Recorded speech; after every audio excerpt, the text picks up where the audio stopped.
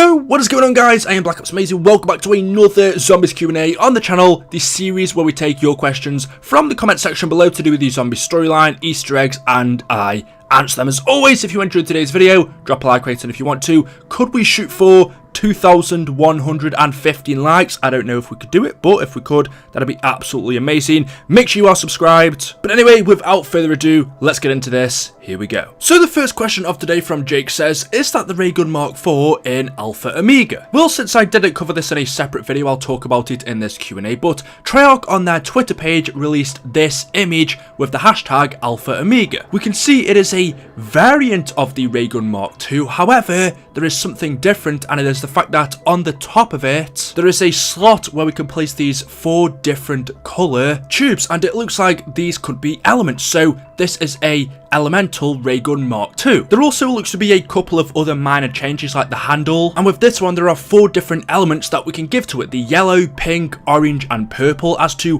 what they do, I'm not too sure. Maybe it's similar to the staffs or the bows where it's electricity, fire, wind and things like that. But the colours pink, purple, orange and yellow don't really go with elements that we've seen before. Yes, you could say wind, but possibly these are elements that we haven't seen before. However, this does look like it's going to be the ray gun in Alpha Omega, which is Nuketown Zombies. Now, whether or not this is going to be the wonder weapon, I'm not too sure, because as we've seen previously in other maps, we've had the Ray Gun Mark II, and now we've also had the main wonder weapon alongside it, and then sometimes this has been the main weapon. And by the looks of it, looking that we can have 4 different elements for 4 players, I wouldn't be surprised if this modified Mark II was the main wonder weapon in Alpha Omega. We can see down the bottom we have the date 11/8/1965. As to who exactly made this, we're not too sure, but if we go all the way back to Classified, our most recent Ether map, you could actually find the camos for the Pack-a-Punch weapons are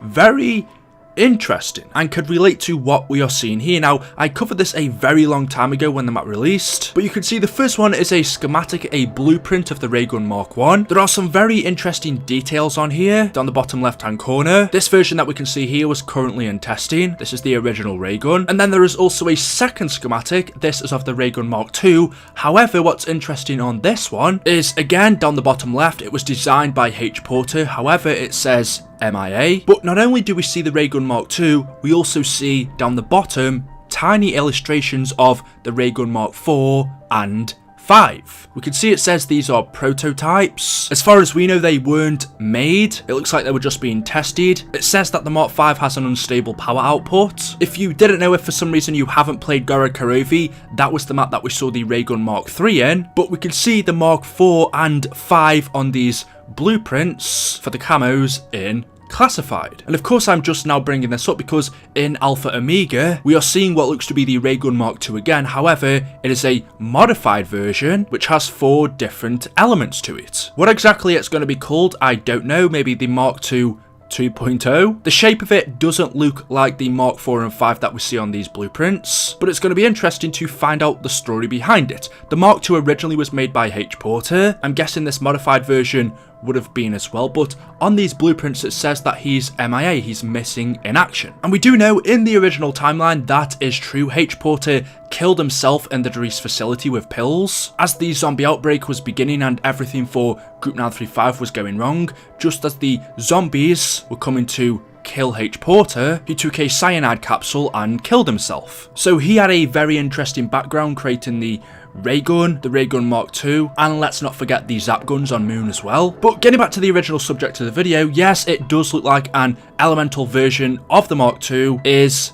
coming to Alpha Omega. The next question says, do you think that the children will carry on the legacy of Primis? So right now we don't know how the zombie storyline is going to end. We have theories we've seen in the Alpha Omega trailer, which, well, is kind of a DLC 4 trailer as well, or intro cutscene, whatever you want to call it. We have seen the Great War, the battle between the Apothicons and the Shadow Man versus the Keepers and Dr. Monty. We already know that originally in the Great War, part of our cycle, what would have happened is Primis fight alongside the Keepers, they defeat the Apothicons, and they disappear from history. However, this time around, we know things are different, the cycle has been broken, and now instead of Primis fighting alongside Dr. Monty to defeat the Shadow Man, they are now going to do the opposite and defeat Monty. But we don't quite yet know how it's going to go down. Are Primis going to win? Will we kill Monty? Or possibly we can end up losing and Dr. Monty kills us. We don't quite know how Treyarch are going to end this story. We do know that Nikolai is now the leader. Since he is the only one with a soul, he has to use it to take down Monty. Whether that means sacrificing himself, I'm not too sure. But it very well could be that, just like we saw in Blood of the Dead, how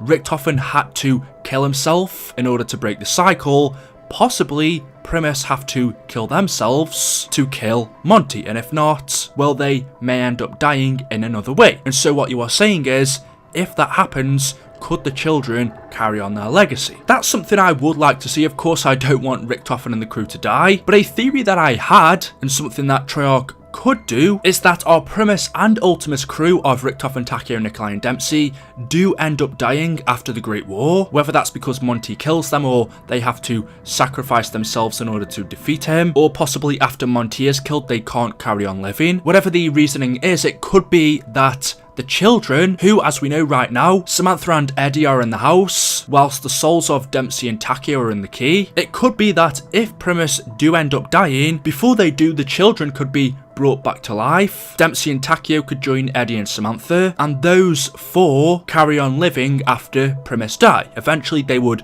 grow up to become Primis and continue their legacy. And you may be asking, well, what about Nikolai? He still has a soul. He hasn't killed his Ultimus self in Gored Karovi, so how exactly he would become a child, I'm not too sure. How he's going to use it to defeat Monty, we don't know, but I thought it was a good idea that if Primis die, the children could take their place, because you've got to ask the question, what exactly are we going to do with the children after the Great War ends? Surely we're not just going to leave Dempsey and Takeo's soul inside of the key, and they're not just going to kill the child versions of Eddie and Samantha, so what will the children do after the Great War? What will their purpose be? And I do think possibly it could be to continue where Primis left off. We've already seen a few different ciphers in Revelations and Classified where it talks about Primis dying and the children being protected. The one in Revelations looks like it's from Dempsey, where he said, "I am the last of us, but I will be joining you soon, my friends.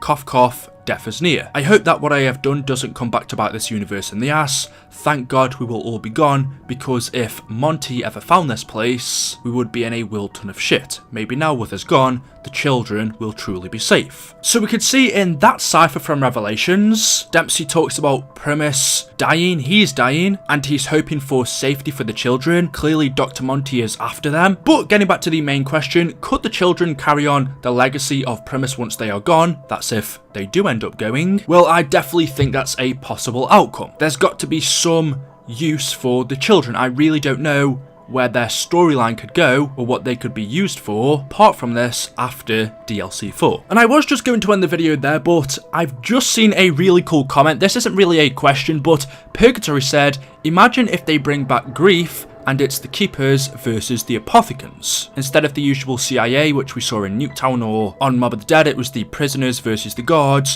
What if in DLC 4, The Great War, they bring the Grief mode back, which I think was actually really cool. I think it's better than what we have at the moment. But how cool would it be if we played as the Keepers versus the Apothicons in Grief? I just think that'd be awesome. That would be for DLC 4. As for Nuketown DLC 3, I'm not too sure what characters we're playing as. It looks like it could be Primis. Then again, maybe it's the Transit Crew or Ultimus. I don't think it's been confirmed. If it has, then you can correct me. But for one, I would love Grief to be brought back. I don't think it would be too difficult. It wasn't exactly a game mode that had a ton of features. They wouldn't really need to change too much. I'm pretty sure they actually said they would be bringing game modes back, but haven't. So Grief is one I would love to see. The other game mode that we had in Black Ops 2, of course, was Turned.